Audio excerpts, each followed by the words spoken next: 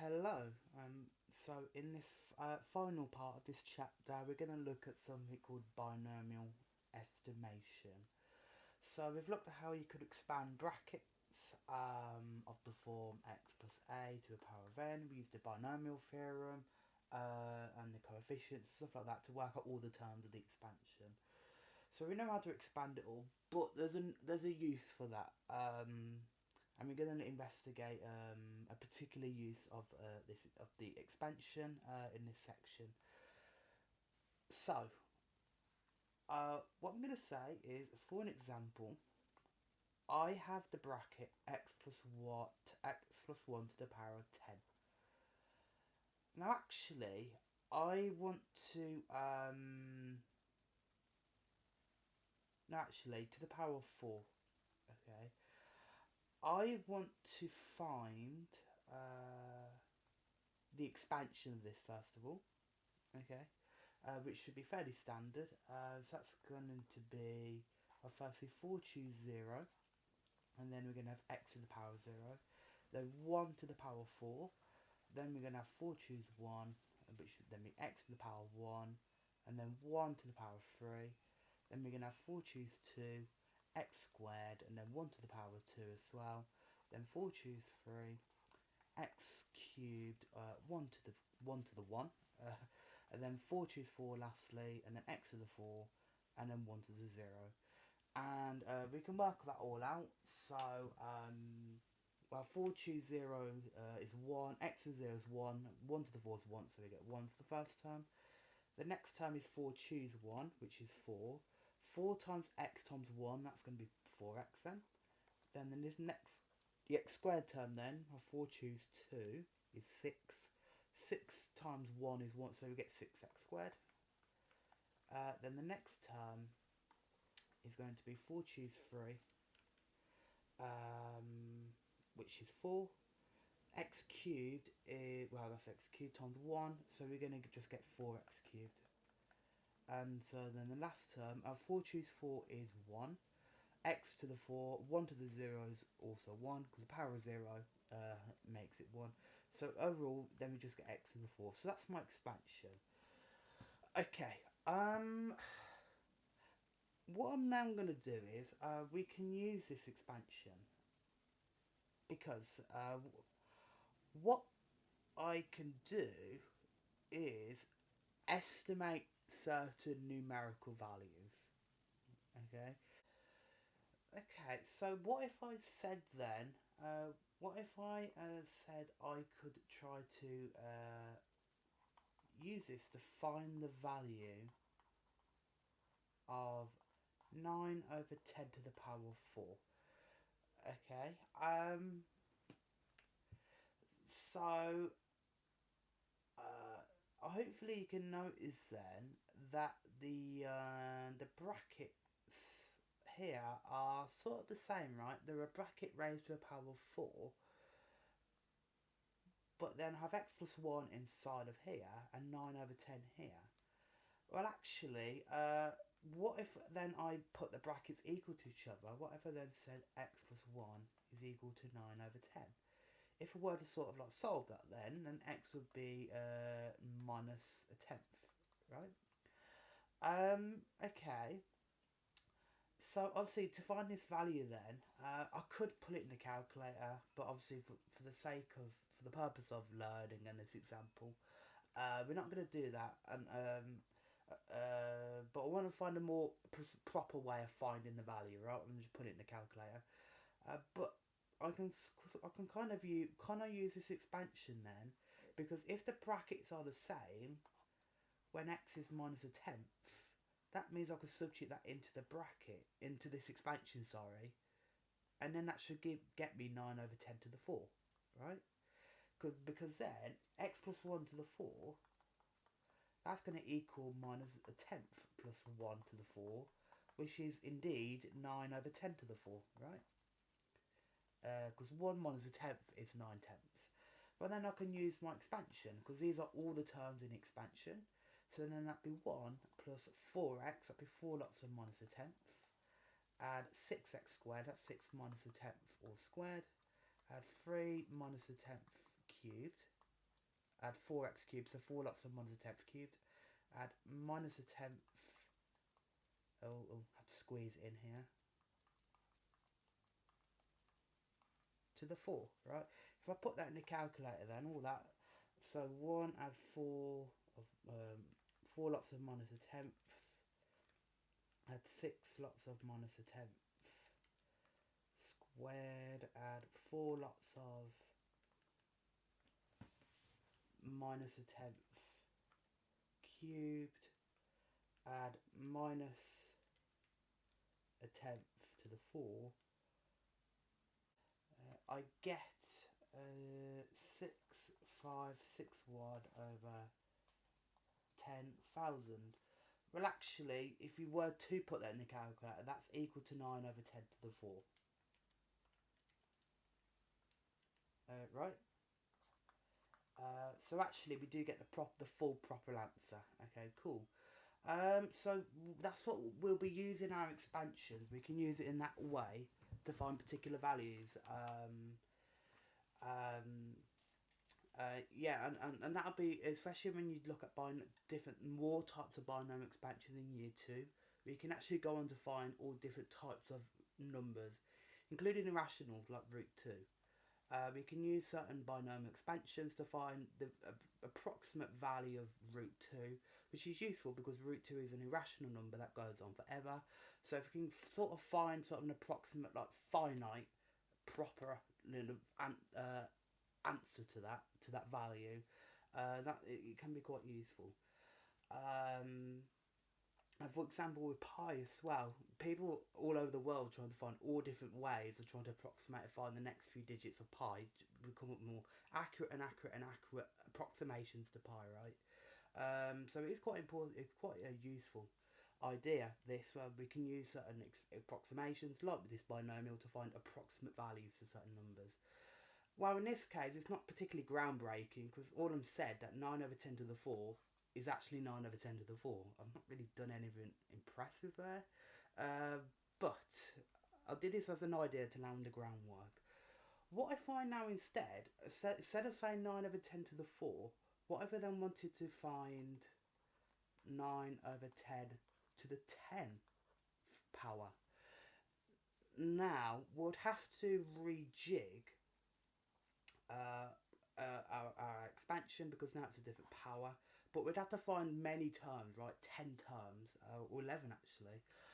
We have to find a lot more terms, so it's not particularly the most viable to just find all the terms. So what we can do then instead is just find a first few, right? So let's go back to our expand. Well, now it will be x plus 1 to the 10, right?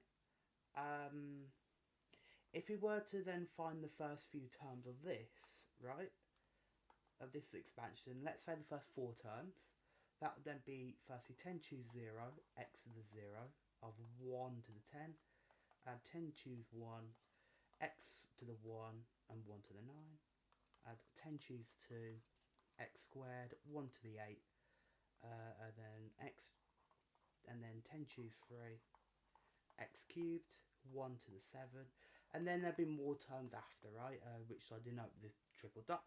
But there's more terms there, but there's going to be a lot more to calculate, so I'm going to leave it there. What I can then do, okay, that will go to then, well, 10 choose 0 is 1, x is 0 is 1, 1 to 10 is 1, so we get 1 first. Then 10 choose 1 is 10, so we're going to get 10x. Then 10 choose 2 is 45x. Well, 45, so 45x squared, sorry. Then 10 choose 3 is 120, so 120 x cubed, and there'll be more terms after, but I'm not particularly bothered. Right, okay. So I want to, well, I need to somehow find or sort of estimate the value of 9 over 10 to the 10. So again, the brackets are the same, right? So I can equate them together inside, so get 9 over 10 has to equal x plus 1, which therefore means x would again be minus a tenth, right? Same value if we solve it. So that's what I'm going to plug in then, with the same sort of idea, plugging that value of x into this expansion to obtain some sort of value for 9 over 10 to the 10. Okay, if I was to do that then, x is minus a tenth.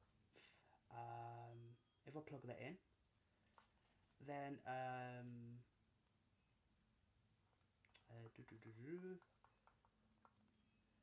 then we'll get that x plus 1 to the 10 is going to be equal to minus a tenth plus 1 to the 10. Now that is going to be indeed 9 over 10 to the 10, right? So that's great. But then I've got these values now. As I said, we only did the first 4 values. Because we omitted, we didn't do the other terms because there'll be a lot of terms to calculate. What we can then do instead is say this is approximate. So 9 over 10 to the 10 is going to be approximate to these terms, right? So if I plug in x is minus a tenth here, then I'm going to get 1 into this expansion. I get 1 plus a 10, lots of minus a 10. Add 45 of minus a tenth squared. Add 120 of minus a tenth cubed. So that's going to be approximate to then, if I work that out in the calculator, that expression, 1 plus a 10 of minus a tenth. Add 45 minus a tenth squared. Add 120 over minus a tenth cubed. I actually get 0.33. There we are. Right, now how does that then compare? If I were to then put 9 over 10 in the calculator exactly, that's going to be equal to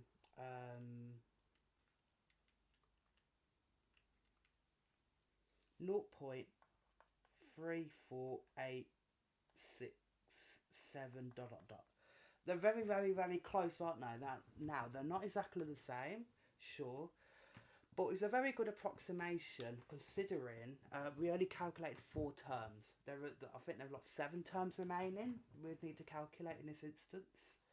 So it's a very good approximation, right? Very, very close together. Our estimated value of that expansion and the true answer, which was this, if we put it in the calculator, right? It's a very good approximation, and I should say as well, this is actually an approximation which we call, by the way, this symbol, this double squiggly line, means approximate to. Another bit of notation. So it's like an equal sign, but it's not exactly equal. It's close to. But it's only approximate to because we're not including all the values in the expansion. So when we're substituting values of x in, because there's only 4 terms we're using, not all the terms, it can only be an approximation. It's not going to be the exact answer. But the answer we got, which is again approximation, is very close to the actual answer. Okay, so that's where estimation comes into play here, where we can estimate quite well, actually, particular certain values of interest, like 9 over 10 to the 10, quite awkward numbers, right? With an expansion to get a very, very good approximate answer, which is very good for particular fields where you've got all sorts of numbers and you need to approximate. You're not interested in a proper, like, exact solution, but you need a very decently close solution nonetheless. But this is where this comes in handy. Now suppose instead let's say let's actually take a value of x. Let's say x is minus 19 over 100. Might seem a bit random, but you'll see in a second. Well, then that means the bracket x plus 1 to the 10 would then be minus 19 over 100 add 1 to the 10. Now that would be then 81 over 100 to the 10. Hopefully you realise then that the 81 over 100, well, that's actually just 9 over 10 all squared, right? To the power 10. I can switch that around to say 9 over 10 all squared as well. I can switch the indices around. But there we are then. Well then, if I found the expansion then of this, well, this is 9 over 10 power 10 all squared, right? So then I can just square root the answer, right, at the end. So then what I'm going to do then is sub x is this value of x minus 19 over 100 here into my expansion. Now this would get this result, right? That of 9 over 10 to the power 10 all squared. So then that's going to be approximate to, then if I recall my expansion, so it's 1 plus 10x firstly, so 1 plus 10 lots of minus 19 over 100. Then add 45x squared, so 45 lots of minus 19 over 100 all squared. And then add 120 of minus 19 over 100 all cubed. If I put that in the calculator, then I would get that this is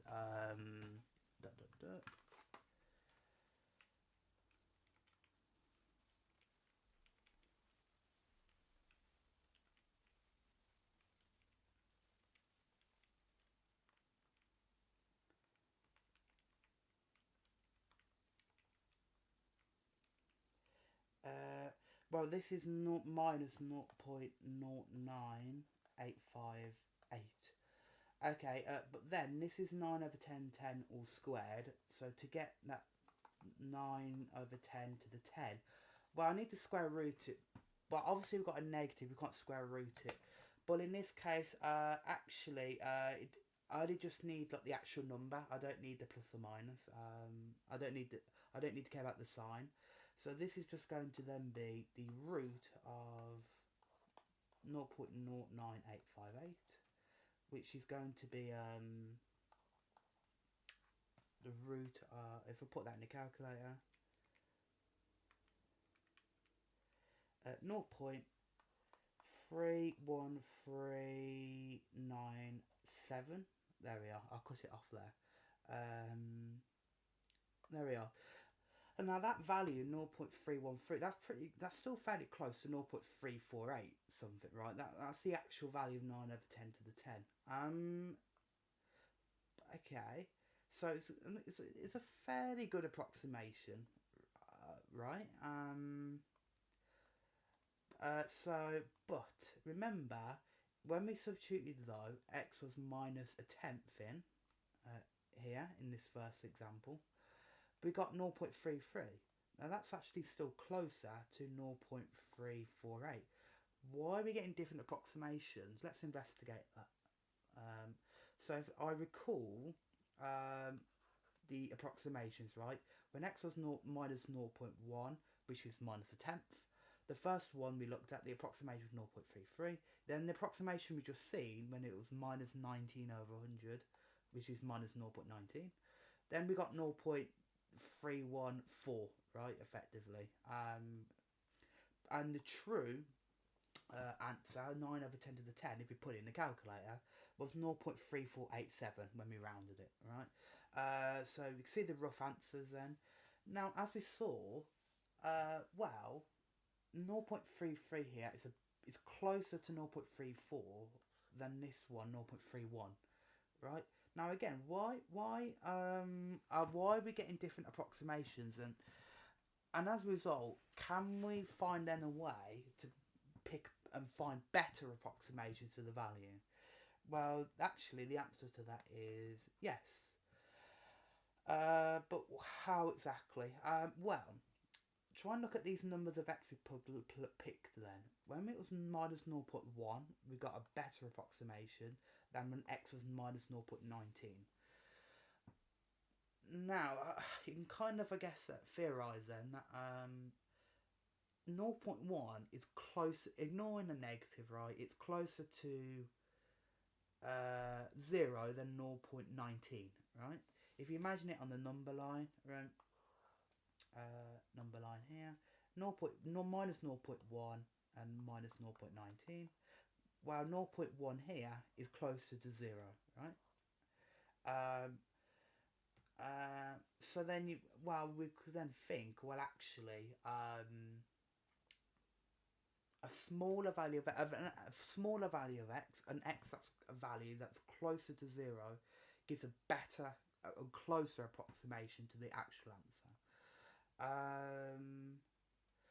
So we can then kind of state this then, and we can see that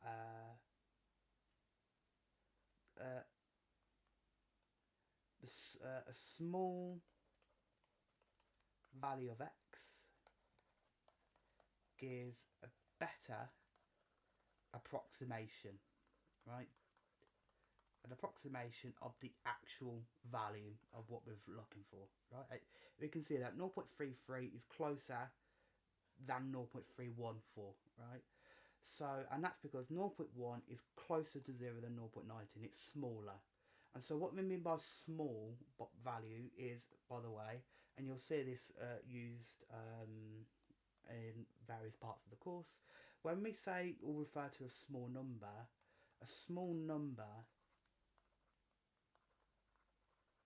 is basically a number close to 0, right? That's all we mean. So again, if you think about a number line, and we don't care about negatives, just how close it is to 0, because think about a number line again.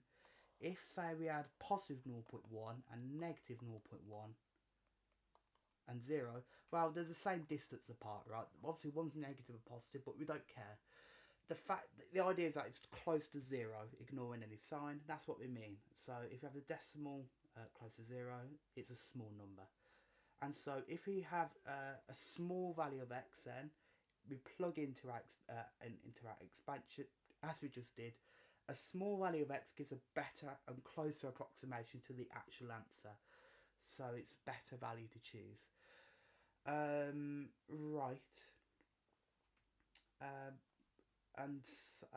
So what this means is then is that actually if we have multiple values of x we can choose to substitute into, as we've seen here, we had 2 possible x values. We could probably think of more.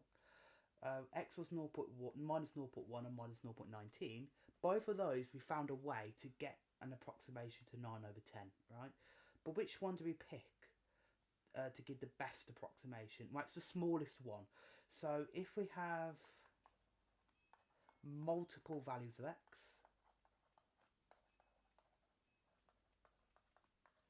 we choose the smallest one.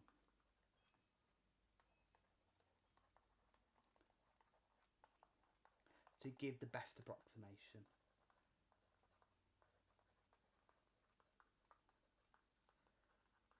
So we can kind of think of ways to get smaller and smaller values of x to eventually get to better and better and closer approximations to the true answer. Okay. So yeah, and I've seen an exam question like that before, which is why I brought that up. Exam question asked, they gave you 2 values of x, basically what we've just done, and it said pick which one would give the best approximation, and then you have to pick the smaller one because it's a smaller number. Okay, so I thought to cover all the ground, to be detailed as possible, to cover everything, right? Because you never know. Okay, I kind of got the idea then, but why exactly is the smaller value the better option? So let me just remind the expansion we just did. 1 plus x to the power 10. This was the expansion, right, that we just used. Okay. Right. Right, okay. Now, think about an expansion like this. In general, an expansion gives a polynomial of x, right? It has powers of x that go up, right? So we go from x to x squared to x cubed and so on. So then the next terms will be x to the 4, x to the 5, and so on to x to the 10. Right, okay. But what I then want to think about then, small values of x then, what happens when we raise it to higher powers? What if, for example, we had 0.1 to the 4 and 0.001 to the 4? 0.001 is smaller than 0.1, right? It's closer to 0. But let me just put them both in the calculator. Well, 0.1 to the 4 is 0.0001 right? And 0.001 to the 4 is 0.00000000001, I believe. Yes, okay.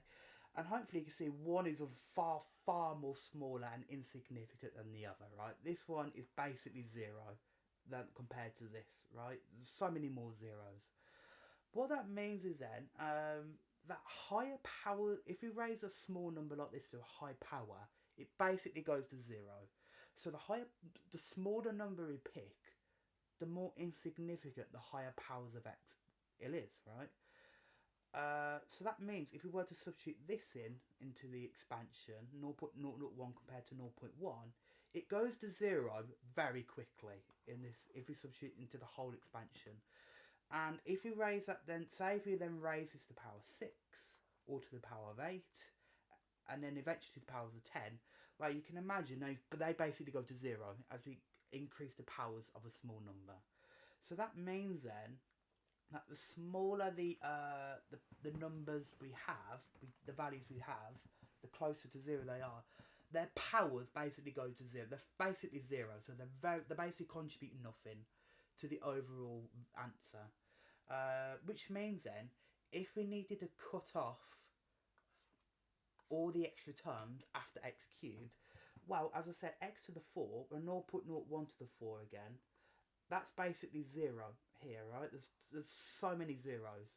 And then imagine if you raise it to the power 5, that's going to be even more zeros.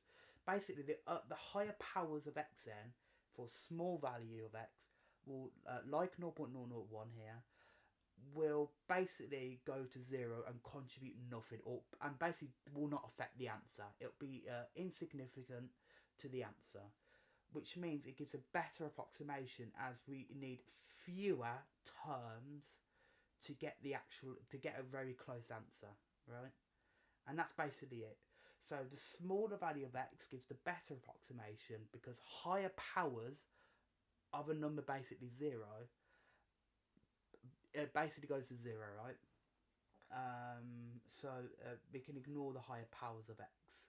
So because higher powers of a small number like this compared to 0.1, as you can see, there's a big difference. The smaller the number we pick, if we raise it to a power, it basically goes to 0. So it gives a better approximation, and we need fewer terms as well as a result. So there we are then. So effectively, all in all, at the end of the day, you need to know that if you have multiple values of x to choose to approximate something using a binomial expansion, we choose the smallest one, for the reason being to get the best approximation, because of the idea that high powers of a small decimal basically go to 0, so they don't affect the outcome.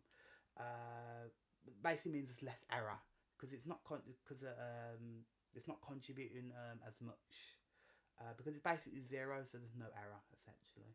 Anyway, and also talking about this approximation, if we then have small values of x, as we've seen, if we were to continue this expansion on, as I said, we would get powers of 4, powers of 5, and so on to powers of 10. Now, as I said, when x is small, as we've just seen, the high powers would basically go to 0, right? Well, that means if we're adding 0 at the end here, effectively, that's just nothing. So we can ignore it, right? So we can say for when we have a small number to plug in, the expansion approximates to the first few terms. So we can cut off all the extra terms, and we can say it's overall approximate to 1 plus 10x plus 45x squared add 120x cubed.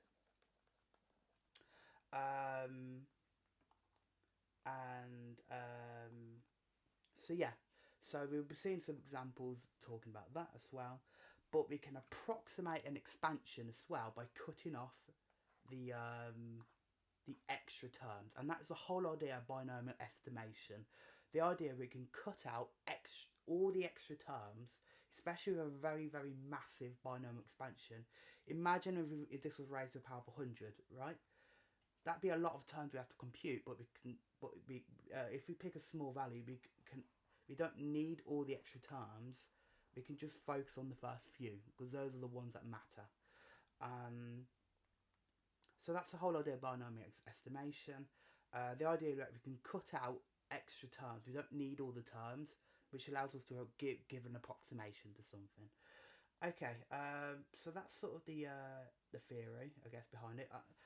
For quite a fairly long introduction, but I hope it has helped. As I said, I tried to be as descriptive as possible to cover all the grounds. But that's the whole idea behind the examples we're going to be working with. This is the whole idea of binomial estimation.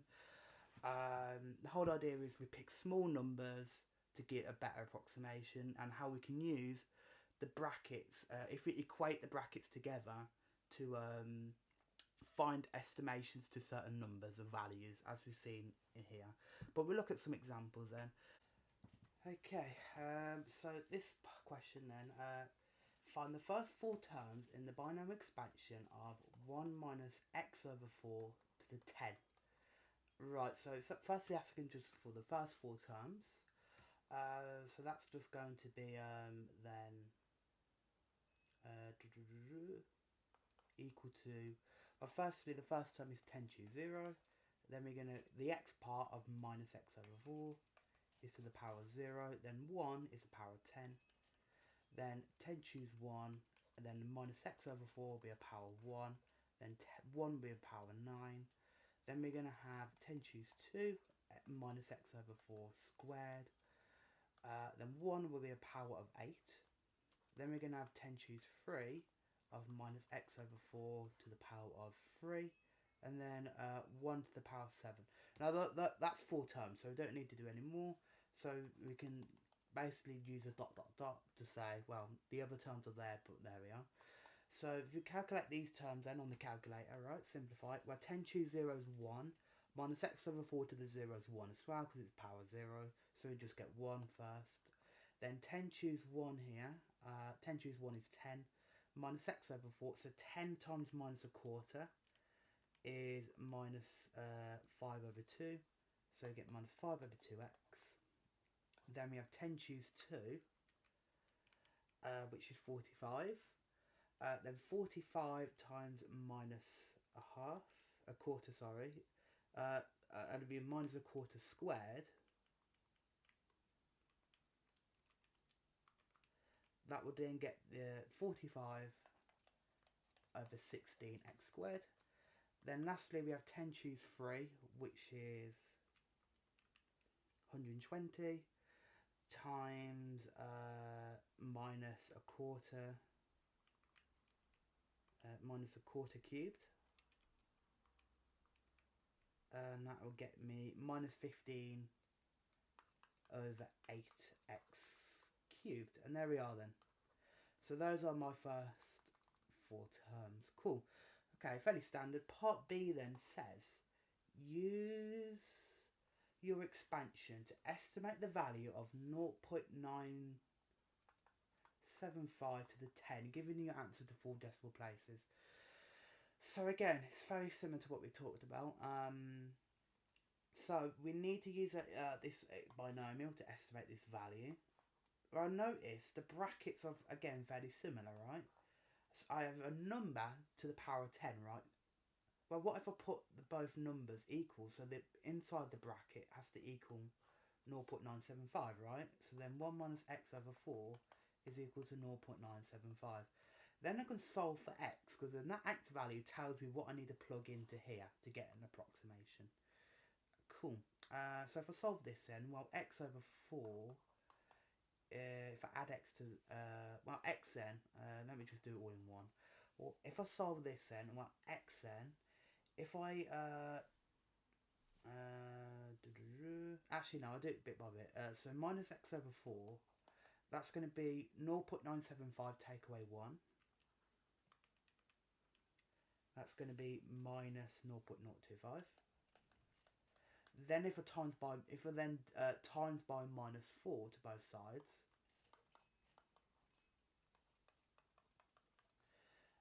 I then get that x then is minus 0.025 times by minus 4. That gets me 0.1. Okay, so that's the value of x then I get. That will then, I can plug that into this expansion, because then, what was it? 1 minus x over 4 then, to the 10, that's going to be 1 minus 0.1 to the 4 over 10, which would be, well, 1 minus 0.1 over 4, indeed, indeed gets me 0.975 to the 10. There we are. So then I can use my expansion in part A. Well, actually, 0.975 to the 10 is when x is 0.1, right? So then 0.1 into this expansion here. Well, 1 minus 5 over 2, lots of 0.1. Then plus 45 over 16 of 0.1 squared, minus 15 over 8 of 0.1 cubed. So then that would go to, if I put all that in the calculator, 1 minus 5 over 2, 0.1 plus 45 over 16 of 0.1 squared, minus 15 over 8 of 0.1 cubed. That's 0.77625. To 4 decimal places then, that would be then 0.7763 to 4dp. There we are then. So that's the whole idea, right? We can substitute values of x in, sort of equate the two numbers together, right? Set the two brackets together to get a value of x, which I'll then plug into the expansion to obtain an approximation. And like I discussed then, we could plug in multiple values of x to find the same thing. Then the smallest value of x, the value of x that's closest to 0. Say if you had 0.001 as well, another number we could try, that would give a better approximation than 0.1. Okay, but I've not asked for that here, but I thought I'd explain. I'd reiterate. There we are. Okay. Let's have a look at some exercises. So it says if x is so small, remember small means it's close to 0. Remember, as we discussed. If x is so small that terms of x cubed and higher can be ignored. So again, if you have x cubed and then x to the 4 and then any powers of x above it, then if it's close to 0, say 0.001, if you raise it to the power of 3, or to the power of 4, or to the power of 7, or so on, that would effectively go to 0, so we can ignore it, okay? But so that's the idea behind this. So ignore any terms of x cubed or higher. Show that then 2 plus x of 1 minus 3x to the power of 5 approximates to 2 minus 29x plus 165x squared. Okay, so it's pretty similar to some of the examples we saw last time with double brackets, and we needed to expand that. Well, again, this bracket on the left, 2 plus x, I can't expand or simplify anymore, but this I can. It's a power of 5. I can use binomial expansion. However, I only want all the terms up to x squared. I don't want any powers of x cubed or more, right? There's no x cubed term. That means then, in my expansion, I really only need the terms up to x squared, right? And so therefore then, if I was to expand 1 minus 3x to the 5 up to x squared, okay, well then that would be 5 choose 0, and then the x part is minus 3x to the power of 0. Then 1 would be a power of 5. Then we would have 5 choose 1 of minus 3x to the power of 1. 1 to the 4, sorry. Then 5 choose 2 of minus 3x squared, add 1 times by 1 cubed. There we are then. So I put all that in the calculator. Well, 5 choose 0 is 1. Minus 3x with 0 is 1 as well, so we just get 1. Then 5 choose 1 is 5. 5 times minus 3 is minus 15. So we get then minus 15x. Then the next term, the x squared term, well, if I choose 2 is 10. 10 times minus 3 squared is 90. So I get plus 90x squared. So there we are then. So that's that bracket then, right? So then I get 2 plus x, 1 minus 15x plus 90x squared. Then that goes to,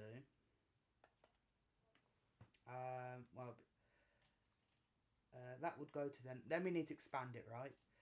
So, if we were to expand it, well then 2, first of all, again, needs to multiply by every term in the other bracket. So 2 times 1, 2 times minus 15x, and 2 times 90x squared. That would go to 2 minus 30x plus 180x squared. Then I need to do the same for the x part here, the next number here. So then it'll be x times all the terms again. Well, x times 1 is plus x. X times minus 15x is minus 15x squared. Then we have x times 90x squared, that'd be plus 90x cubed. Right, okay. Well, we can collect like terms. So to simplify, well, we're going to get 2. And then we have minus 30x plus x, that's minus 29x.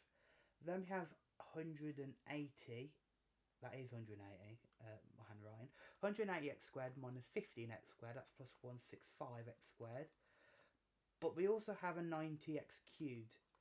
Now, they told us to disregard or ignore or get rid of, or don't put in x cubed or higher, or powers higher than 3. So we basically then can say this is approximate to 2 minus 29x plus 165x squared. And there's our answer. That is the answer there. So yeah, so again, remember, we can disregard high powers of x, because if x is small, so it's close to 0, it's a very small decimal, raising that to a high power will basically make it 0. So we can get rid of high powers of x for that reason.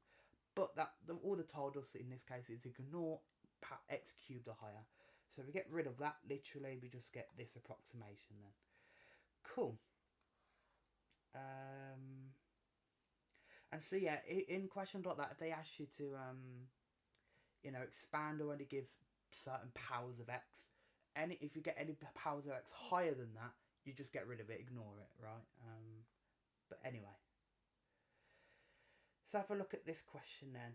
So we are told f of x is 1 minus 5x to the 30. First of all, find the first four terms of x. Fairly standard then. So 1 minus 5x to the 30. The first 4 terms then. So it's going to be 30 choose 0. Then the x part is minus 5x to the power of 0. Then we're going to get 1 to the power of 30. Then we're going to get 30 choose 1. Then we're going to get minus 5x to the power of 1. Then 1 will be a power of 29. Then we're going to get 30 choose 2 of minus 5x squared. And then 1 to the power of 28. Then we're going to get 30 choose 3 of minus 5x cubed, and then 1 to the 27. Now those are 4 terms, so we can leave it there. So the remaining terms we don't care about, so there we are. So then if we were to work that out then, so 30 choose 0 is 1, minus 5x to the power of 0 is 1 as well, so we just get 1 first. Then 30 choose 1 is 30. 30 times minus 5 is minus 150, so minus 150x. Then the next term, the x squared term, well, 30 choose 2 is 435 times minus 5 squared is 10,875 x squared. Then lastly, 30 choose 3 is 4060 times minus 5 cubed. I get minus 507 500x cubed, and then dot dot dot, right? But those are my first four terms then, right? There we are.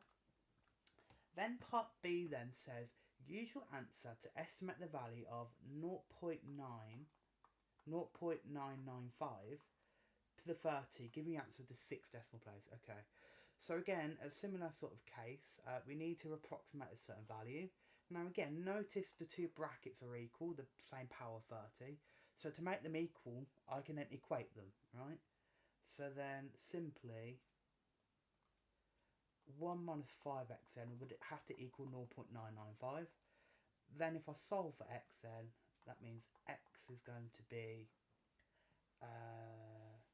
well,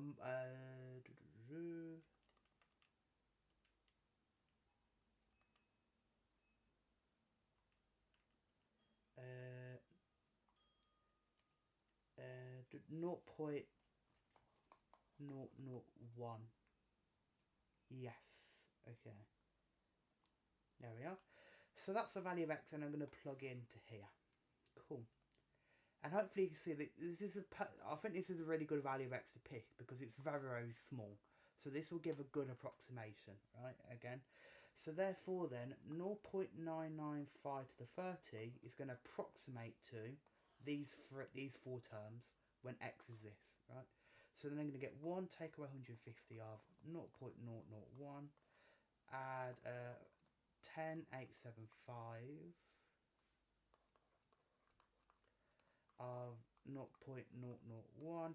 Then lastly, we're going to take away 507 500 of 0.001 cubed, and that's a squared there, sorry.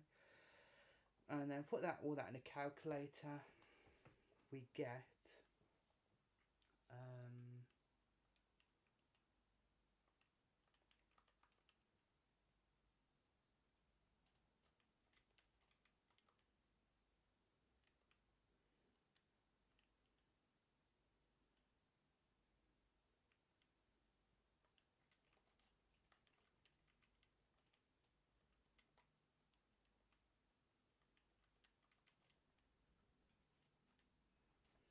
we get this 0.86036675. It said to give it to 6 decimal places.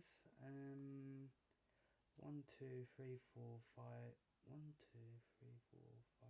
That's 7 decimal places. So that would then go to 0.860368 to 6 dp, because the 5 at the end here rounds to 7 up. Okay, cool. Then part C says, use your calculator to evaluate 0.995 to the 30 and calculate the percentage error to your answer in part B. Well, the first one's easy. The first part of it's easy. 0.995 to the 30 is simply, if I put that in the calculator,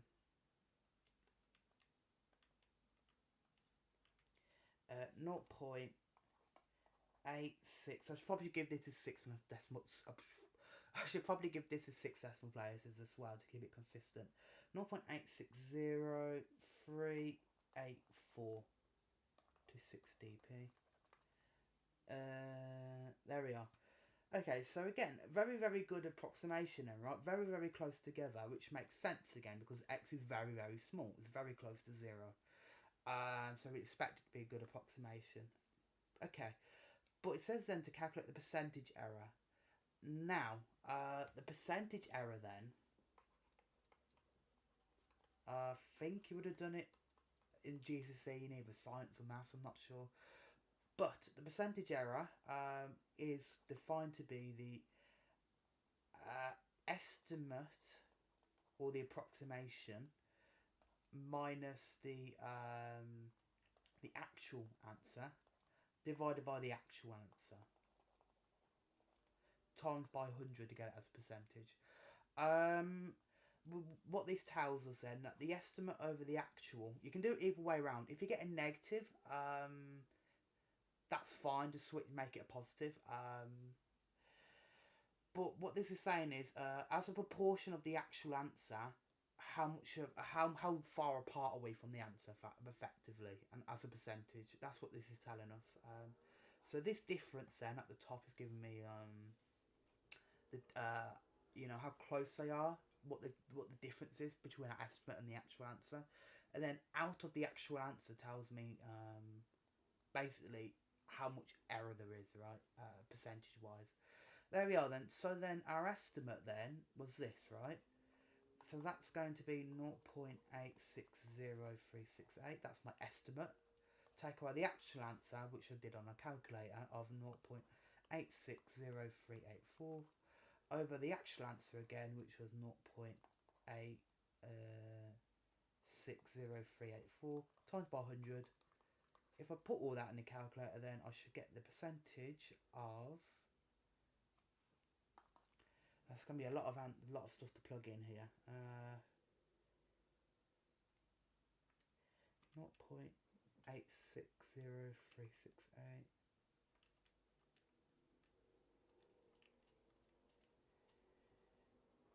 Okay, I get negative 0.00188 percent. Okay. Now, again, if it's a negative, I can just get rid of it. I don't really care. But I guess I should round it. Let's say to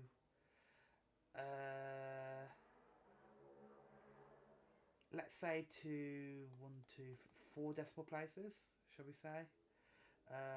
So therefore, percentage error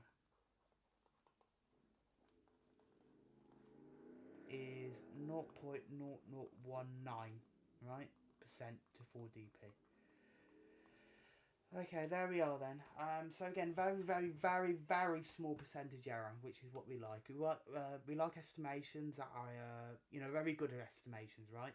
And we can make an estimate good by picking a small value of x to approximate it to. I'll keep drilling that in.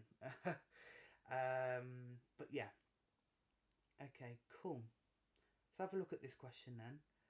We are told a microchip company models the probability of having no faulty chips as P, no fault, equals 1 minus P to the N. Okay.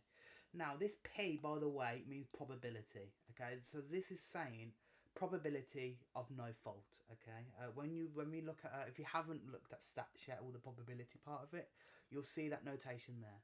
But for now, this P means probability of. Okay. So it's saying the probability there's no fault is this expression here, 1 minus P to the N. Right. So P is the probability of a single chip being faulty, and N being the total number of chips. First of all, then, it says state why the model is restricted to small values of N. So again, it's going back to the idea of small values being close to 0, right? So it means it has to be close to 0 to give a viable, a proper approximation, right? So therefore our answer is going to be small, because small values of P give a valid. Right, a valid mean obviously a good, like an actual proper approximation.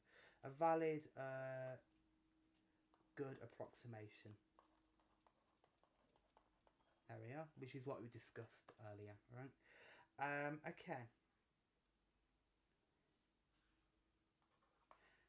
Okay, part B then says, given that n is 200, find an approximate expression for P no fault in the form of a quadratic, right? A plus B, P plus C, P squared.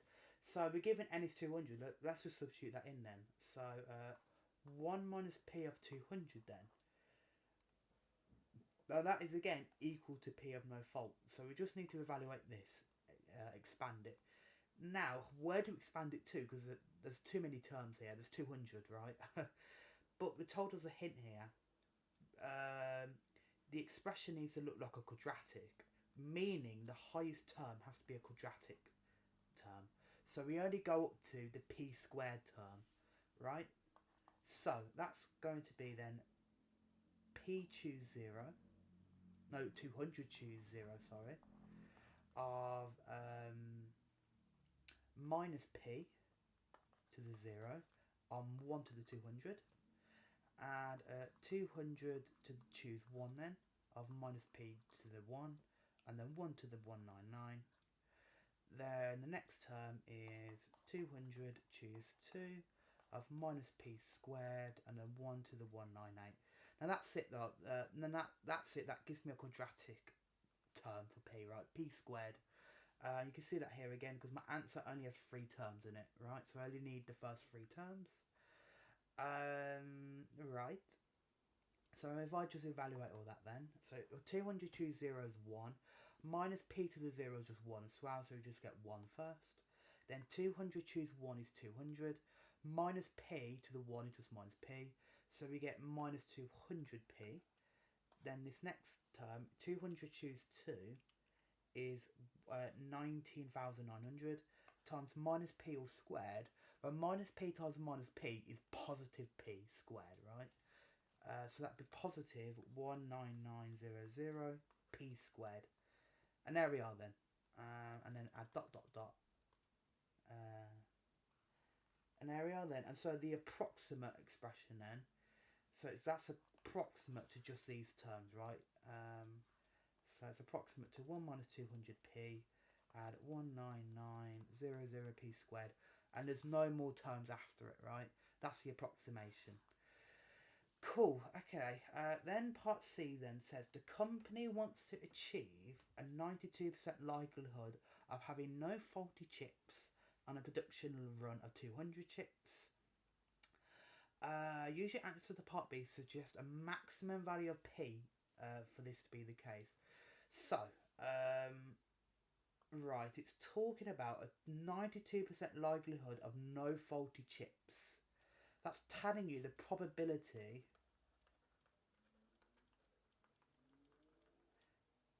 Did I spell that right? Probability has to be 92% or higher, right? Or more. Because if it's 92% likelihood or higher of no faulty chips, then that's what they want, right? So that corresponds to probability of no fault, right?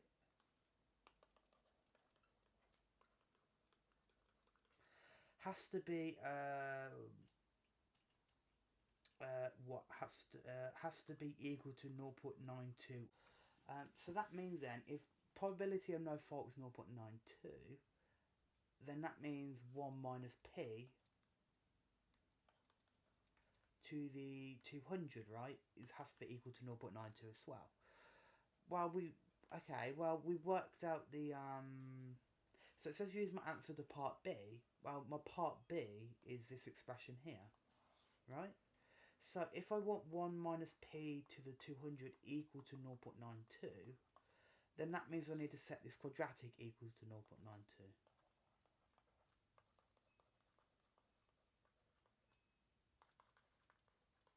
Right?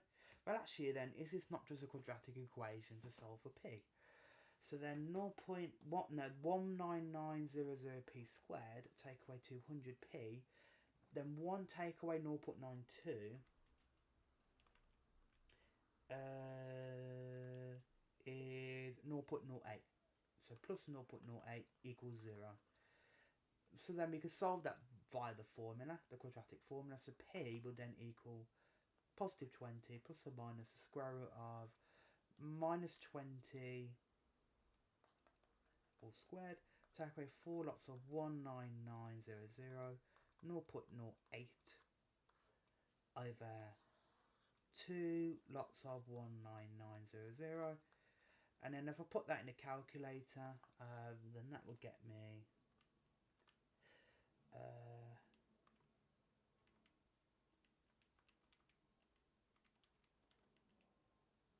okay, I get these values.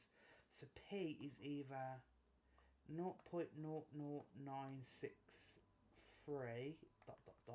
or p is equal to 0.004 417 dot dot dot.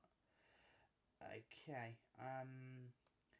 By the way, I should say, if you did put that in your calculator, you would get your answer in standard form. That's that. If you get a small enough decimal, the calculator will give it in standard form. I'm not entirely sure if you can convert it to sort of normal decimal form like this, but you do need to be able to convert between standard form and normal number form, right? Which you looked at in GCSE. But there we are. So those are the values then. Now, which one do we pick? Let's have a look at the question then. What does it tell me about P? Here, it tells me that also P has to be less than 0.001. So that means then P is less than 0.001. Well, this is basically 0.009. That's going to be bigger than that, so we can't take this first solution. But this is 0.0004. Then that is bigger than 0.001, and it's smaller than, sorry. So we take that one. So therefore, P is equal to 0.000417, which is, does it say to round it to anything? No, so let's round it myself then, which would be 0.0004 to 4 decimal places. Okay, cool.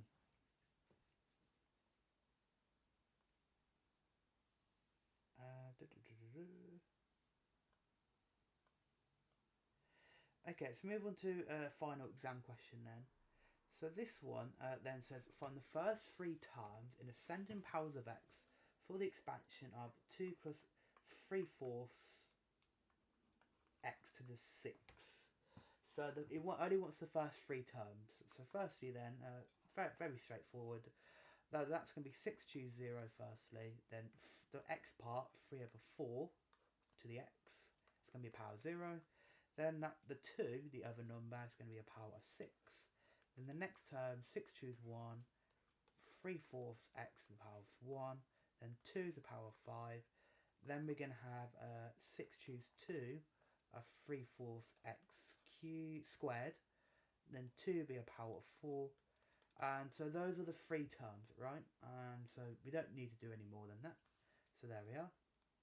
If we went then to work that out, well then 6 choose 0 is 1, 3 over 4x to the 0 is 1, so 2 to the 6 is 64, so 64 first.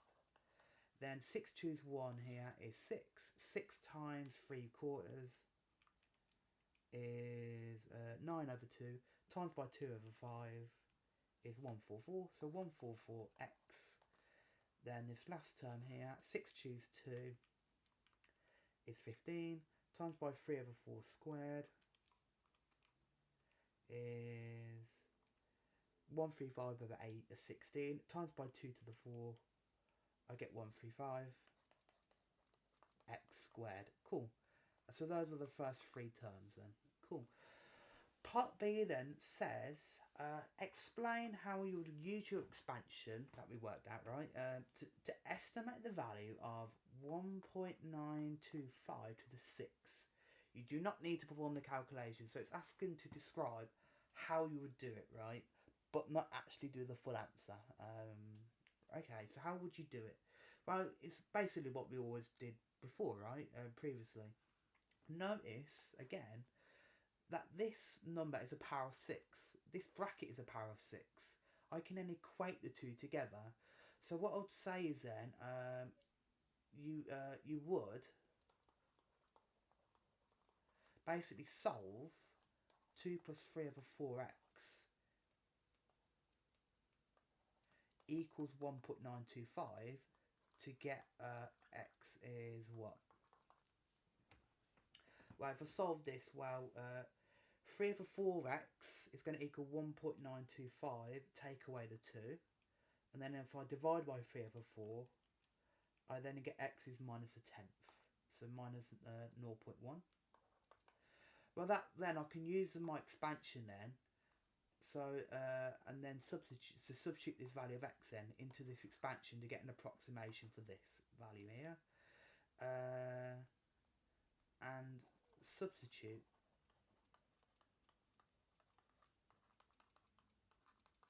into the expansion to obtain an approximation to 1.925 to the 6. Okay, cool. So there we are then, that's kind of what they're looking for. Now, there is a bit of a technicality because they did say, oh, don't do any calculations. We kind of did do calculations to solve for x, but they need you to, but you always, they will need you to specify the value of x to substitute into. So if you can't work that out, then you do need to solve it, right, this equation. To solve the value of x that you would need to plug into here. When it says use your expansion to estimate, it's telling you what value of x are you going to plug into your estimation, into your approximation, sorry, which is what you've done here. So you need to specify what value of x you're going to plug in to your approximation to get that estimation, to your expansion to get your value. Okay, and that's it then. So hopefully you get the main gist then. So really the main idea is you solve with these sort of questions, solve to find the value of x. And what I mean is solve the brackets, right? The value of x to plug in to the expansion to find an approximation, right? Hopefully you understood what we kind of did here now with these examples. It's the same sort of idea, right? We have we need to we find an expansion of a bracket, then we can use the bracket to find a value, the value of a number by equating the number and the bracket together to get the value of x. Then we can plug that x into the expansion to get that approximation. And if we have multiple values of x to choose from, to plug in, you pick the smallest one. So i.e. the value closest to 0.